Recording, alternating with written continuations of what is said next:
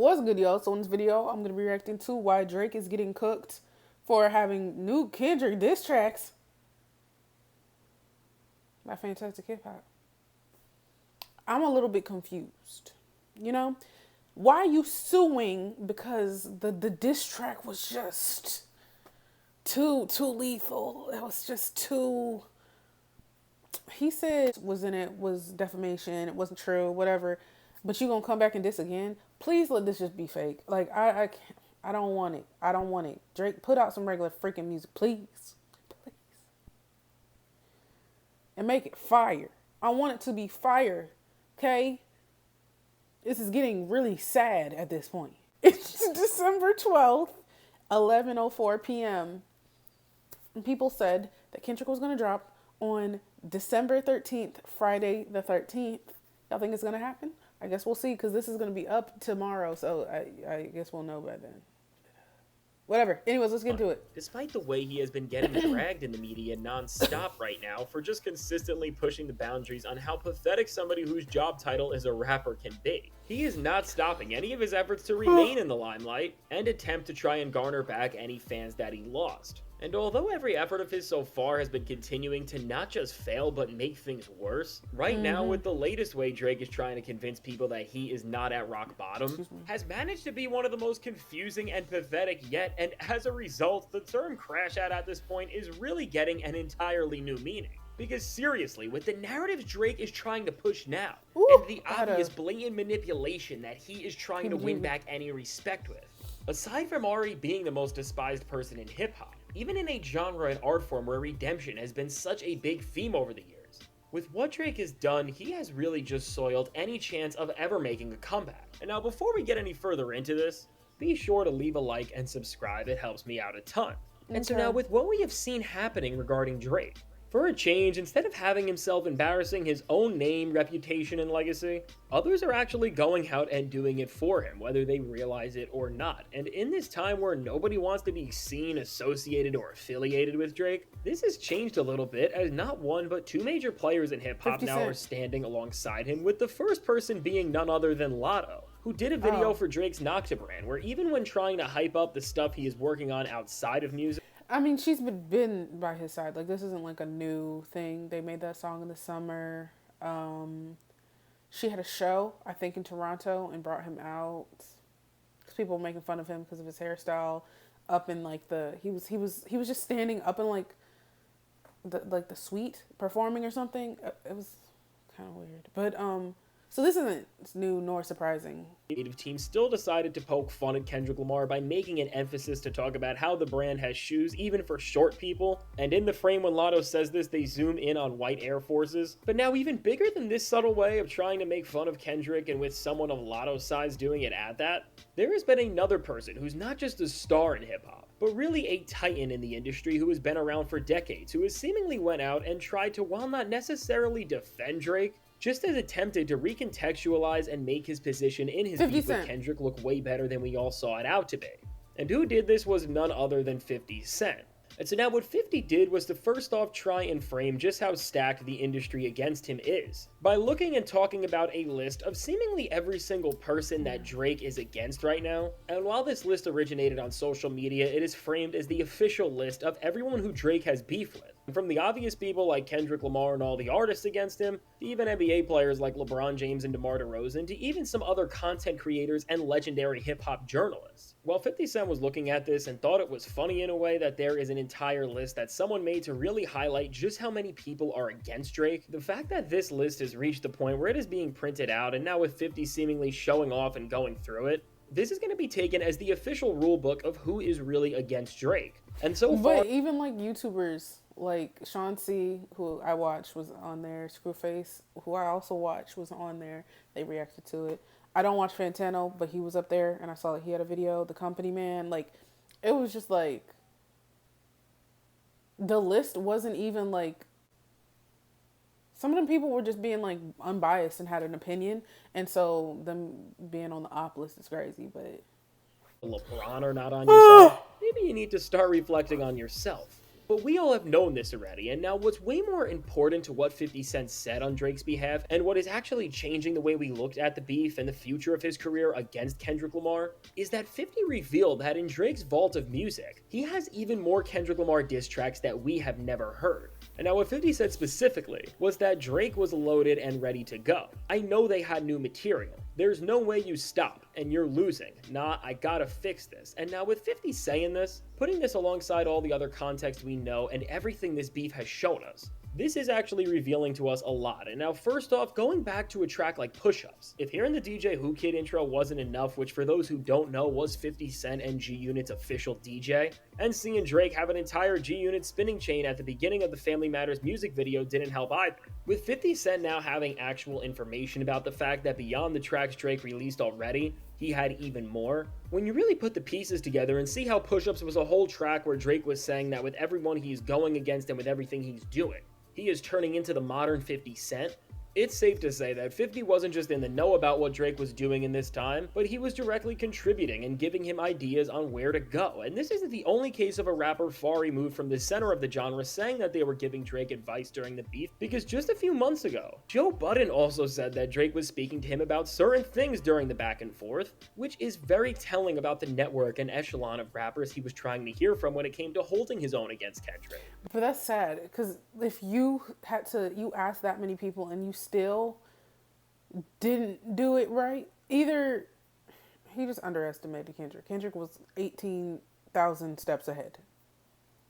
He baited him into thinking that he had the upper hand on he thought he got him just to come back with Meet the Grams, then just to come back with Not Like Us, then for him to release the Art Bar 6 and to be so freaking terrible that he didn't even have to release nothing else.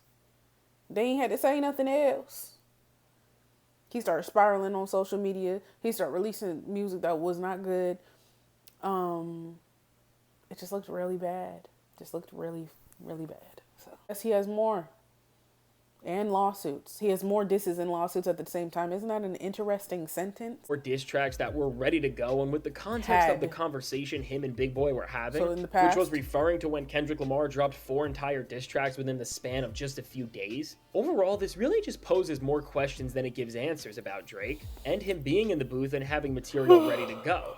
Because with 50 Cent being in the loop with him and on some strong level, offering up advice and direction on where to go and how to make these major diss tracks entire full-fledged moments, as his brand, legacy, and name was directly ingrained in both Push-Ups and Family Matters, and then Drake having confirmed more songs ready to go that were dissing Kendrick after Not Like Us dropped. It makes you wonder why instead of releasing another song about Kendrick that could have redirected attention and saved his legacy, he just went out and wrote the Heart Part 6 as fast as he could instead, which then embarrassed his entire legacy with one of the worst response tracks. When you think about everything we saw and see how after Kendrick Lamar threw out so many different disses Drake's way lyrically, in such a short period of time that he still hasn't been able to the way he could, and then trying to get a glimpse into his personal life and making some of the worst claims and rebuttals about it, which range from him saying Dave Free was the father of one of his kids with no evidence, that Baby Keem writes his own songs when he was playing Minecraft while Kendrick entered the rap game as a top-tier MC, the Mother Eye lines, which I don't even have to get into how bad those are, and even when he went to an angle as ridiculous to talk about as why Whitney was following Dave Free and not Mr. Morale. It was clear that even on the songs Drake hyped up for months and that he was saying we're gonna end the career. It was bad. Yeah, it was just not a good. It just wasn't good, bro.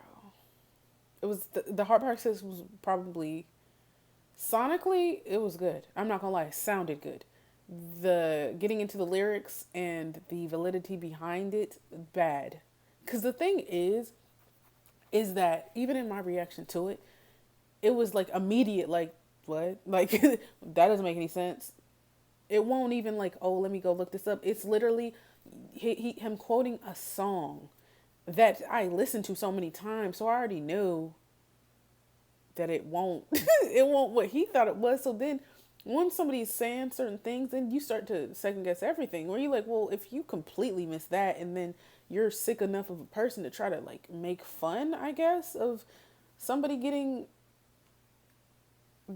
R-worded by a family member, then let's go through the previous lyrics. And then when you start hearing like the contradictions and it not making sense, and you're like, wait, hold on, this whole shit don't make no sense. It doesn't make any sense. I think the difference between the two is that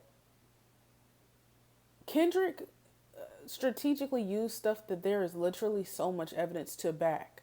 Even if you can't prove he's a PDF, you can prove that he's weird with freaking kids and minors, or will date somebody as soon as they turn freaking 18. And then you start looking at it the certain way, and you like, if you did this publicly, then what did you do behind closed doors? So I feel like that's the difference, is that the stuff that they were talking about, one has complete proof, and the other one was consistently, on different diss tracks lying. Lied on push-ups, lied on family matters. You don't plant no money trees. I know he was trying to say the money trees line, but whatever, but that's just a lie. Like, it was just lies, bro. And I know people can say, well, where's the daughter? I don't know, but we didn't know where Adonis was either until he decided to expose Adonis. Because before he said Adonis won't his son.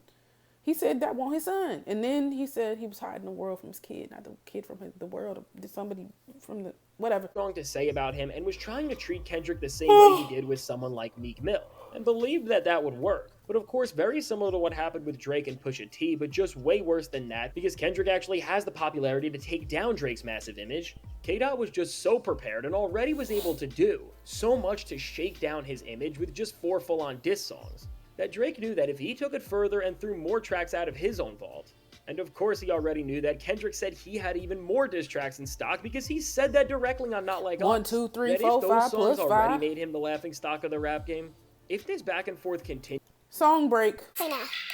Hey now, say now. I just slid on a back street with a big freight murderer. Listen, I ain't heard of ya. I was all blue strips, nigga. What? Hey now, say now. Put up in the cut with a blow. What the Jordan? It's ball heads and the echoes for all endorsements. I'm trying to tag a nigga toe. Well, I do think that that is true, because if Meet the Grams and Not Like Us were disses number 3 and 4, I don't even think we want to know what diss tracks number 5 and 6 may have been like. It was going to be a whole song from his alleged daughter. He was going to be like, just hand her the mic.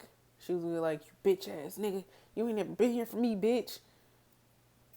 You rich as fuck. But I don't know how to rap, so fuck it. But y'all get the point. That was going to be number 5.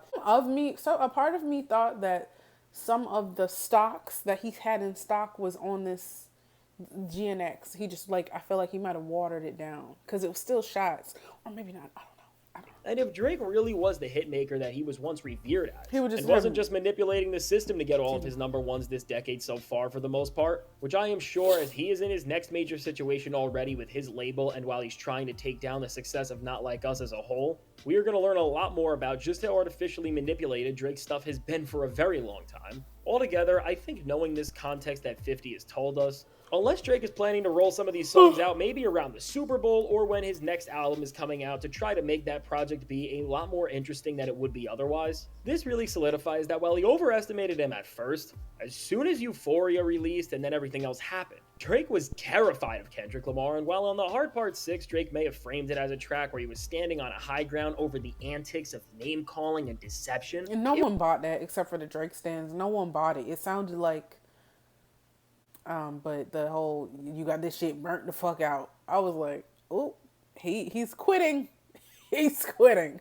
And I mean, maybe that was smart on his part. Even though he lost, who knows what them other 5 stocks had. Even though I was joking earlier, genuinely, who knows what the fuck kind of information was in that. And he was like, you know what, it's fine. Let's just stop now. Let's just stop. So... It was really him admitting that for a while. His ability to make a catchy diss record the way he once did with something like Back to Back, or anything in general that would rival Not Like Us, not just from a diss standpoint, but from a melody and vibe standpoint overall, is just absolutely gone. And Drake knows that he is washed and that he is never going to be able to make something as good and infectious as a moment like that. And just to further contextualize this, when we look at Drake since CLB really, compared to the way he used to make anthems that the entire world knew and recognized immediately, he actually hasn't had a real hit in years, as whether it's from ghostwriters leaving him or just his own decline as an artist. From a structural level, he can't write songs the same way he used to, because seriously, with every album he has dropped this decade, The biggest gotten songs worse. off every single one of those records Oh. came and went as number ones off their initial hype, the features they had attached to them, or the sample that called back to an actual successful hit. And really recognizing this pattern and seeing that there's no more Drake anthems that have been released. And then seeing that In the Beef, Not Like Us was such a scathing and infectious diss track that Drake just decided to hold back on his vault of other disses, which with the way 50 talks about here sounded like there was a lot of.